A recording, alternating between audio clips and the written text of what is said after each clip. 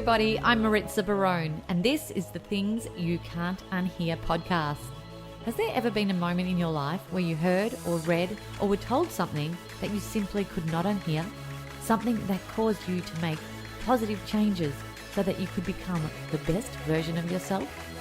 Well, we share this show with access to inspiring and empowering humans who will motivate you to become the happiest, healthiest, kindest, and most compassionate you. Sit back, settle in, and let this be the day you hear something that simply cannot be unheard. Hello and welcome back to Things You Can't Unhear. I'm Maritza and today it's just me. It's a solo episode and I'm going to be sharing with you information that I repeat daily to my clients, to colleagues, to teams, to individuals, one-on-ones that I have, where people come to me and ask me how to communicate with power, how to engage an audience, and how to captivate people and share your message with impact. I call these sessions the power of voice. Voice is very important to me, as many of you are aware by now. Sharing our individual and unique voices is very important to me, but also finding a way to have the confidence to share that voice with power, with impact, with authority, and with authenticity. So I'm going to go through a bit of a guide, if you will, of the techniques that I have used in my career in media over the past 15 years and things I've picked up on my podcasting journey and on my speaking journey along the way. So the best way to start is to put yourself in the shoes of being in the audience. We've all been in an audience and involved in presentations where we have either been completely captivated or we have been completely eyes glazed over because we cannot retain the content that is shared because it is delivered in a way that doesn't appeal to us. The most effective way to appeal to an audience is through storytelling. I'm sure many of you already know it, but there is a formula for this. It's not just getting up and sharing a story that people can connect with. A story is the most critical part of being able to retain information. 90% of people believe that a strong narrative or a story in a presentation is critical for engagement. And I'm definitely in that 90%. I'm sure you are too. If someone is delivering a message, if you are delivering a message or a presentation, you're standing on stage or you're about to share a podcast episode or you're communicating with your team, if you share a story first, you start off your presentation by sharing some form of storytelling journey where you captivate them by looping in their feelings and emotions and they're connected to what you are telling them, and then pair that with your facts and your statistics and your science if you need to. Then you create memorable and powerful content because people have connected on a different level. So storytelling is a very effective way of being able to have your audience remember the content that you're delivering to them because they've connected on that emotive level, on that feeling level. Once you've shared the story, then you've shared the stats, the science, and the facts that you need them to retain, then you can lead them to action. So whatever you want them to do, the call to action after listening to your presentation can be delivered after the emotions looped in, then the statistics and the facts and the science have been looped in, then you can lead them to action. So use this to educate, inspire, and entertain people. And it works every single time because we're human beings. We need that human element and that personal touch. And storytelling is the glue that makes the memory stick. Emotion is the glue that makes the memories stick. Now, when you think about engaging an audience, there are some tips, techniques that I love to use. Many times in my early years of presenting, I would use this to the most ridiculous level ever, and that was preparation. And I would over-prepare to help me curb any nerves or to build confidence in what I was doing. But I found that over time, I probably prepared too much and the words ended up becoming a bit robotic because I had prepared to the point of, wanting to know what I was going to be saying word for word. And then you can get caught up in words, you can get caught up in perfection, and you can get caught up in, just trying to memorize things rather than actually tell a story. And so I learned pretty quickly that although it can be hard to throw away the script, it is necessary. However, I do still prepare, and preparation does help you to ease those nerves if you've got them when it comes to speaking in a public way. So prepare in terms of knowing what you're talking about. Know what you're there for. What is the desired outcome? How do you want people to feel? What do you want them to learn?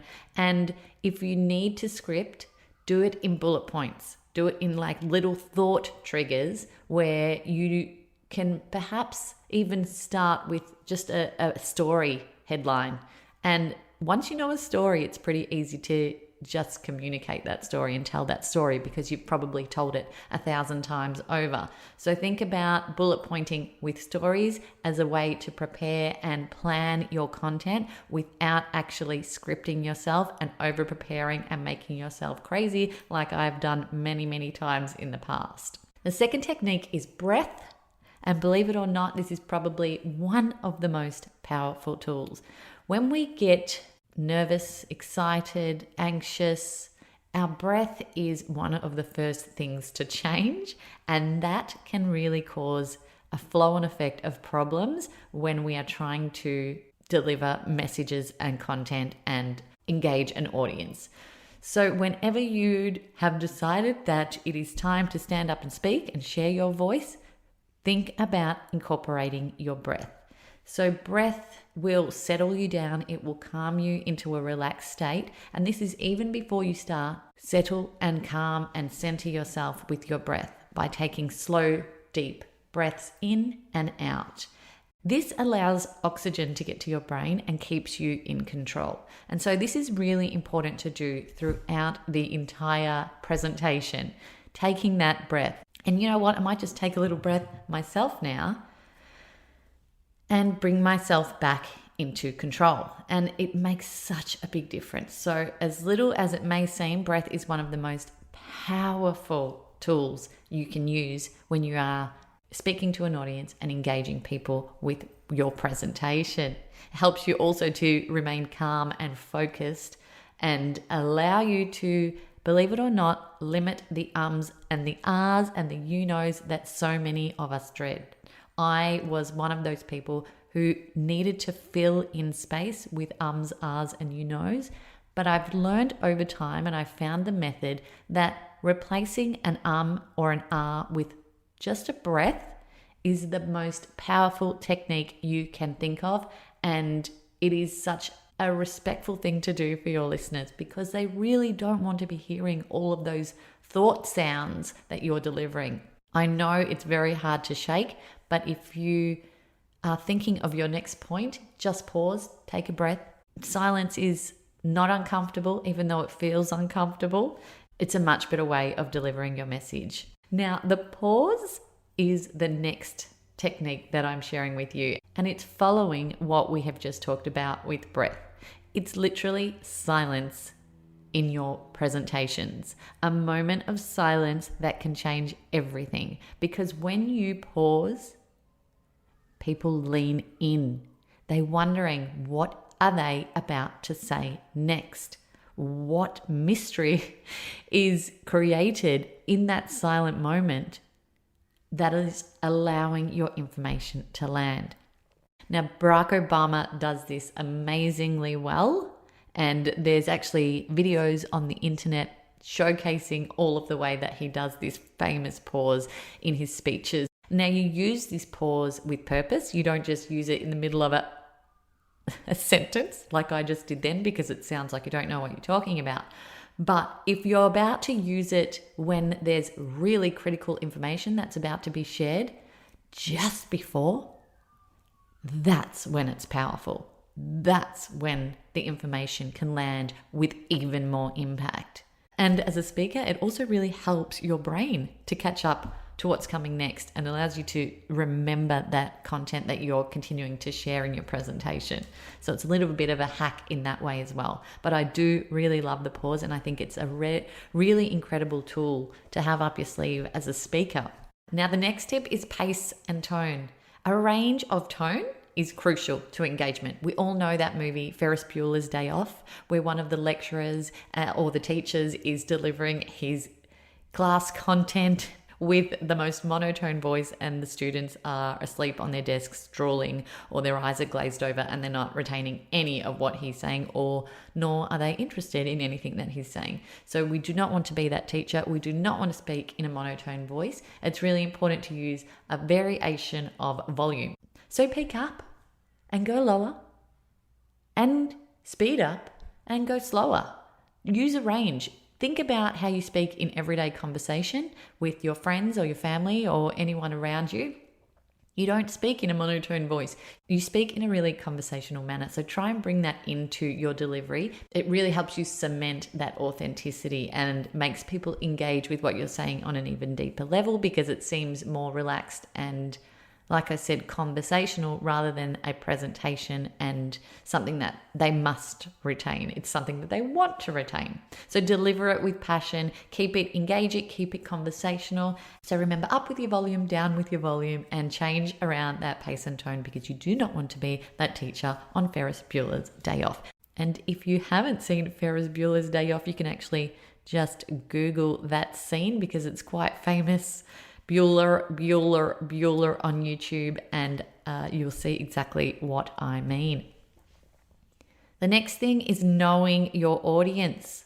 So if you know what you're there to talk about, and you know what they want to hear, and you're going to provide a solution to a problem that they have, and you know how you want to make them feel, then you have ticked so many boxes already in engaging your audience in the most powerful way.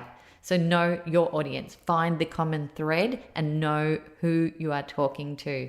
Are you talking to a group of Year 12 female students about graduating from high school? Are you talking to an executive team about pitching a new deal? Or are you podcasting like me about personal development and delivering your message with impact? Know who you're talking to. Know what people want to hear. Okay, so language is the next big thing that I want to share with you today. When you speak to people in a group, for example, or a group of listeners on a podcast, or an audience that is standing in front of you, or your team at work, for example, if you deliver that content as though you are speaking to one person, you will hit people on a different level. Speak to your community as though you're speaking to one person. So if I say, "What did you get up to this morning?"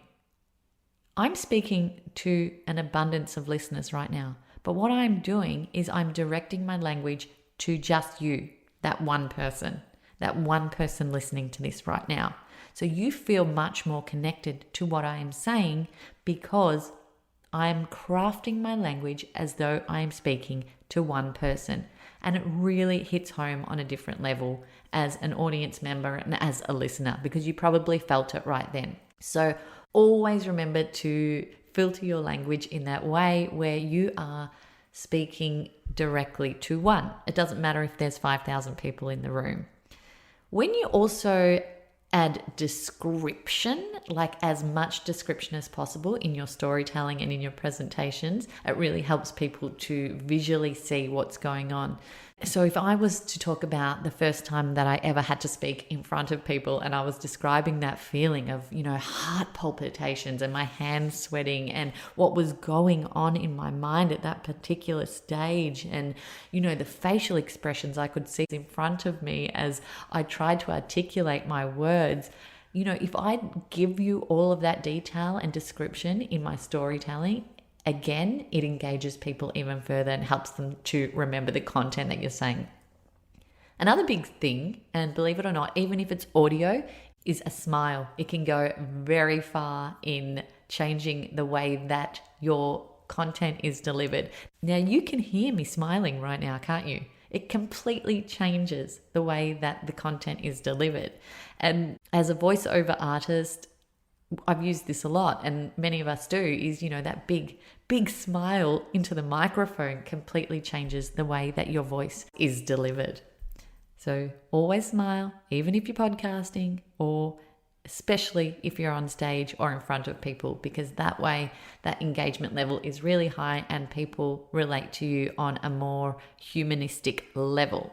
And the next one is interaction. So if you're speaking to a live audience, ask questions to prompt them to interact. Even if they don't answer, that is absolutely okay, because no one's going to know. And you can raise your hand. I'm standing on a stage, for example, and I get out there and I say, who here had breakfast this morning? Yep, me neither. No one's even looked around to see who answered that question or who had their hand up. It doesn't matter. You're still creating dialogue with people who are in your audience and you're engaging them on that level. 65% of people say they are more easily persuaded by presentations that incorporate a two-way interaction. No one wants to be just spoken to the entire time for an hour and a half or whatever duration of time that you have your audience captivated for. Even rhetorical questions really work. And that unspoken dialogue with your listeners gets them thinking.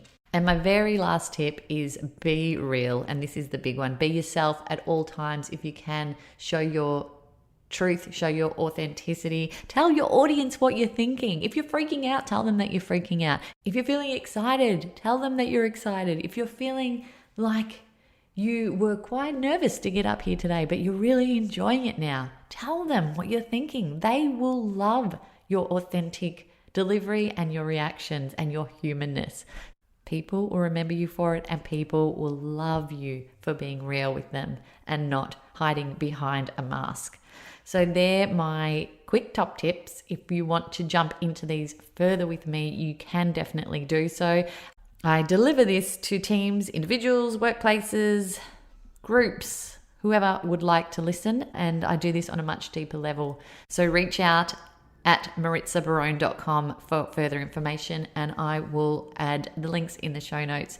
Thanks for listening. Get out there, be authentic, be yourself, share your wonderful and unique voice.